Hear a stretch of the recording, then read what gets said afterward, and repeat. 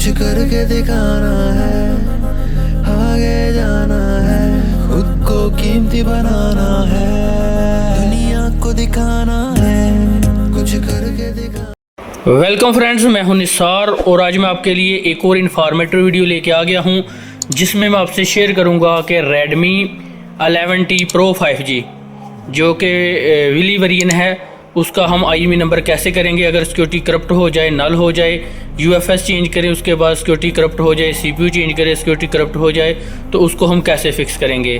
तो चलिए guys video शुरू करते हैं। शुरू करने से पहले अगर आपने मेरे चैनल को सब्सक्राइब नहीं किया तो सब्सक्राइब करें और बेल आइकन को प्रेस कर दें। तो गाइस ये देखें, ये हमारे पास दोनों सेम सेट हैं। तो एक मुझे पार्सल जो है वो आया है सेट ये वाला, ये जो है वो डेड हो चुका है सेट। इसकी भी आपको स्टोरी बताता हूँ ये क्यों डेड हुआ। और ये सेट मैंने ओके किया है और ये देखें बिल्कुल ओके साफ़ सुथरा पीस है। सेम ऐसे ही ये क्लाइंट के पास सेट आया था और साफ़ सुथरा पीस था। तो वो क्यों डेड हुआ, क्या वजूहत होती हैं, कैसे एहतियात के तौर पे आपने जितने भी Redmi के Qualcomm सेट होते हैं उनको करना है, क्या एहतियात होंगी, सारी डिटेल के साथ बताऊँगा। वीडियो को आपने ध्यान से देखना है, मेरी बातें गौर से सुननी है। मैं आपको मेथड बताऊंगा, करके नहीं बताऊंगा क्योंकि इधर करते वक्त तो काफ़ी ज़्यादा टाइम लग जाता है। बल्कि 100% आपको पता है कि जो मेरा मेथड होता है वो बिल्कुल ओके वर्क करता है। तो ये देखें जो मेरे पास सेट आया था, तो सबसे पहले इसकी ENG RAM मैंने डाउनलोड की, फ्लैश किया, सिस्टम डेस्ट्रॉयड आ गया। डाउनग्रेड करें तो सिस्टम डेस्ट्रॉयड आता है। तो ये सेट हमारा ऑन नहीं था होता कि यानी ENG RAM पे। और लेटेस्ट सिक्योरिटी इसमें HyperOS की थी, उसमें इसकी जो डायग पोर्ट है वो HyperOS 1 वाले तरीके से भी नहीं थी होती। और अभी जो न्यू मेथड आया है ना डायग पोर्ट का, यहाँ पे मैं आपको DFT पे शो करवाता हूँ।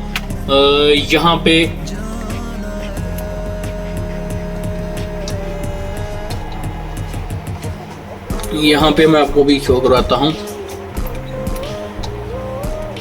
तो ये देखें, यहाँ पे मैं इसकी डायग अनेबल करता था MI HyperOS 3 और 1 में, इन दोनों में, लेकिन नहीं थी हमारी जो है वो डायग अनेबल हो रही। उसके बाद फिर मैंने ENG RAM लगाने का सोचा, उसकी मदद से भी नहीं था हो रहा। टेम्परेरी तौर पे बूट लोडर भी नहीं अनलॉक सकता क्योंकि सिम चलेगी तो बूट लोडर मैं इसमें अनलॉक करता। तो इस तरह ये फेल्ड हो रहा था, इसकी डायग नहीं थी अनेबल हो रही। ENG RAM फ्लैश की या डाउनग्रेड करें तो सिस्टम डिस्ट्रॉयड आ जाता है। फिर मैंने इसकी लेटेस्ट जो है वो ENG RAM फाइंड की है, वो V2 वेरिएंट की है। यानी एंड्रॉयड अगर 11-12 में आपका फ़ोन हो जाए तो जो आपको ENG RAM मिलती है वो उसमें तो सेट ऑन हो जाता है। लेकिन अगर इम्यू सिक्योरिटी HyperOS सिक्योरिटी में हो या लेटेस्ट एंड्रॉयड 13-14 में हो तो फिर आपका सेट जो है वो ऑन नहीं होता। आपको लेटेस्ट वाली ENG चाहिए क्योंकि वो ENG पुरानी फाइल थी, ये भी न्यू बनी है, तो उसमें हमारा सेट ENG में ऑन हो चुका है।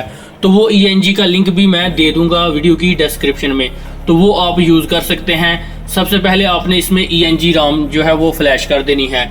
जब यहाँ से आपने फ्लैश पे आना है, ये देखें यहाँ पे ये मेरी ENG RAM है V2 वेरिएंट की। उससे पहले मैंने दूसरी डाउनलोड की थी, ये देखें ये आ गई। ये हम फ्लैश करेंगे, हमारा सेट जो है वो फ्लैश होके ऑन हो जाएगा। उसके बाद आप डायरेक्ट चेंज करेंगे, किसी भी तरीके से करेंगे तो नहीं होगा। आपने सबसे पहले EDL मोड में, यहाँ पे EDL मोड है, यहाँ से आपने YPFS करनी है, या आप Xiaomi स्पेशल में यहाँ पे EFS कर सकते हैं लेटेस्ट सिक्योरिटी की जो है ADB मोड में। फिर आपने सिंपल इसकी जो है सबसे पहले तो आपने QCN का बैकअप लेना है। QCN का बैकअप ये देखें मैंने लिया हुआ है, यहाँ पे मैं आपको शो करवाता हूँ। अभी तो यहाँ पे वो हमारा सेट कनेक्ट नहीं है, इस वजह से यहाँ पे मैंने इसका जो है वो रीड QCN का बैकअप ले लिया। बैकअप लेने के बाद फिर मैंने जो है वो दोबारा से इसको यहाँ से QCOM मेथड में जो इसकी सिक्योरिटी है रीजनल, इसके IMEI नंबर इसकी बैक साइड पे लिखे हुए वो मैंने रिपेयर कर दिए। वो रिपेयर करने के बाद सेट मेरा ENG मोड में बिल्कुल ओके रहा। तो उसके बाद जो है वो इसका RSA लाजमी है। मैंने जब ये आया था तो ENG में मेरा ऑन हुआ, मैंने सिंगल IMEI नंबर रिपेयर करने की कोशिश की कि चले सिंगल हो जाए, हार्डवेयर ना करना पड़े।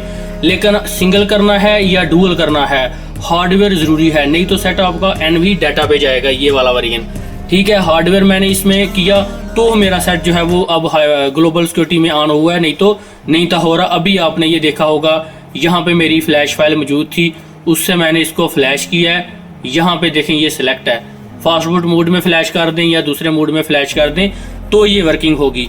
तो उसके बाद इसका हार्डवेयर भी मैं भी आपको शो करवा देता हूँ। अभी मैंने कोशिश करनी है कि जो भी मेरे पास सेट आए जल्दी में मैं उसका आपको मेथड बता दिया करूँगा, क्योंकि काम करूँगा तो फिर मेरा काफ़ी ज़्यादा टाइम लॉस भी होता है और वीडियो बनाने में परेशानी भी होती है, एडिटिंग करने में भी, ताकि आपको जो है वो आपका मेथड मिल जाए और आप वर्किंग करते रहें। ज़्यादातर की कोशिश करूँगा जिसकी शॉर्टकट वीडियो हुई तो वो लाइव करके दे दूँगा। आप आज के बाद जितने भी अनलॉकिंग FRP वाले फ़ोन आएंगे वो भी करेंगे और IME नंबर सिक्योरिटी वाले वो भी करूँगा, लेकिन जिसका थोड़ा बड़ा मेथड हुआ वो आपको एक्सप्लेन कर दिया करूँगा ताकि आप काम कर सकें। यहाँ पे ये देखें, ये यहाँ पे देखें, ये PMIC है सबसे ऊपर।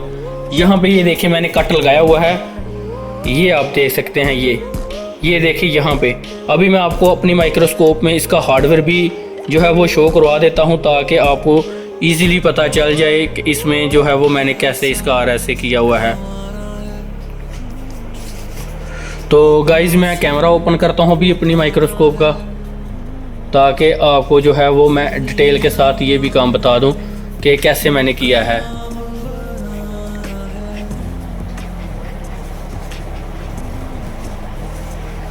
ये देखें, ये इसका हार्डवेयर है।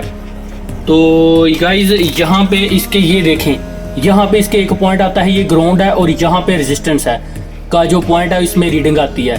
तो ये दो पॉइंट्स होंगे। यहाँ पे आपने रेजिस्टेंस 33K की लगानी है, 28K की, तो यानी 28K 33K। तो ताकि जो हमारे भाई इंग्लिश समझते हैं, जो अफ्रीका से देखते हैं, इंडिया से, उनको भी समझ आ जाए। तो ये देखें जो रेजिस्टेंस है ना, ये मैंने लगाई हुई है, क्योंकि कैपेसिटर का ये सिरा ग्राउंड है, यहाँ पे भी ग्राउंड है, लेकिन यहाँ पे सोल्ड करना मुश्किल हो जाता है। तो ये एक सिरा जो है वो इसका ग्राउंड है और यहाँ पे रीडिंग आती है। तो मैंने छोटी, मेरे पास रेजिस्टेंस थी, तो एक सिरा यहाँ पे मैंने अटैच कर दिया और एक उसके नीचे अटैच कर दिया। और मेरे पास, मैं आपको भी रेजिस्टेंस से भी चेक करवाता हूँ, हर मॉडल की पड़ी हुई हैं, ये देखें। तो इस तरह मैंने सेम इसका जो है वो काम किया और रेजिस्टेंस वगैरह लगाई। देखें आपके सामने बहुत स्मार्टली रेजिस्टेंस चेंज कर दी है ताकि हमारा ज़्यादा गंद भी ना बने और जंपर भी ना लगाना पड़े, क्योंकि जब हमारे जो कस्टमर होते हैं वो यूज़ कर रहे हों तो सेट गिरे तो जंपर जो निकल जाए या कोई मसला हो जाए तो फिर सेट डेड हो जाएगा। तो अगर ज़्यादा देर ये रेजिस्टेंस ना लगी रहे बोर्ड में तो हमारी PMIC जो है वो शॉर्ट हो जाती है, या हम रॉन्ग रेजिस्टेंस यूज़ करें तो भी हमारी जो PMIC है वो ख़राब हो जाती है। तो इस तरह आपने पूरी कोशिश करनी है कि PMIC को ख़राब नहीं करना। अभी जो मेरे पास सेट आया है उसकी मुझे लगता है PMIC देखें ख़राब हो चुकी है। तो ये मेरे पास जो सेट है ये देखें, अभी बैक से भी इसी तरह नंगा हुआ बोर्ड, उसको भी काफ़ी ज़्यादा बंदों ने ट्राई किया और फ्रंट पे भी। हालांकि काम इसमें इतना नहीं था, इसमें सिक्योरिटी करप्ट थी। तो इसमें वो बंदा जो हमारा कस्टमर है, ऑनलाइन क्लाइंट है, वो इसको कोशिश कर रहा था करने की। तो उसने YPFS किया, हर तरीके आजमाए। पहले तो ENG नहीं थी हो रही, फिर उसको ENG मिली तो उसमें ENG में सेट ऑन हो गया। वो बगैर हार्डवेयर के उसने बहुत कोशिश की, ये जो है वो NV डाटा पे आ रहा था। फिर उसने इसका हार्डवेयर किया, लेकिन हार्डवेयर उसने रॉन्ग किया। रॉन्ग हार्डवेयर करने की वजह से यह निकला हुआ था, क्योंकि आप 10-12 रेजिस्टेंस हैं बार बार चेंज करके देखें, या फिर वहाँ पर रेजिस्टेंस अगर ना लगी हो तो सेट को ऑन करने की कोशिश करें। तो ज़्यादातर डिवाइसेस में पावर IC, जो पावर मैनेजमेंट सिस्टम की IC होती है, जिसकी वजह से पूरे बोर्ड को पावर मिलती है और सेट ऑन होता है, वो ख़राब हो जाती है। क्योंकि इसमें ये जो हमारा RSA होता है ना, इसकी जो मेन लाइन है वो पावर IC में से जाती है, वही बोर्ड को जो है वो सिक्योरिटी प्रोवाइड करती है, जिसको हम RSA कहते हैं। तो ये RSA की वजह से जो हमारा सेट है वो डेड हुआ था। तो RSA हमने सिंपल करना था तो हमारा काम ओके हो जाना था, लेकिन ज़्यादा रेजिस्टेंस से लगाने के चक्कर में और रेजिस्टेंस से लगाई, क्या पता जंपर किया हो रेजिस्टेंस को, तो उसकी वजह से ये पावर IC ख़राब हो गई और अभी ये सेट हमारा डेड हो गया है। तो अब हम पावर IC चेंज करेंगे और इसकी जो रेजिस्टेंस है वो मैंने 33K की लगा दी है। अब हमारा सेट फ्लैशिंग होता है, पोर्ट पे आ गया लेकिन ऑन नहीं हो रहा, तो कभी पोर्ट भी छोड़ जाता है बीच बीच में। तो ये हमारी पावर IC शॉर्ट हो चुकी है, इसकी उसमें प्रॉब्लम आ गई हुई है। तो अब हम ये पावर IC चेंज करेंगे तो उस सेट को भी ओके करेंगे। तो ये थी आज की हमारी वीडियो डिटेल के साथ। इस तरह आपके पास कोई भी सेट आया हो, आपने स्टेप बाय स्टेप करना है, ध्यान से करना है, अपने सेट को डेड नहीं करना, फिर आपका जो टाइम है वो काफ़ी ज़्यादा लॉस होगा। तो थैंक्स फॉर वॉचिंग, फिर मिलेंगे नेक्स्ट वीडियो में नेक्स्ट टॉपिक के साथ।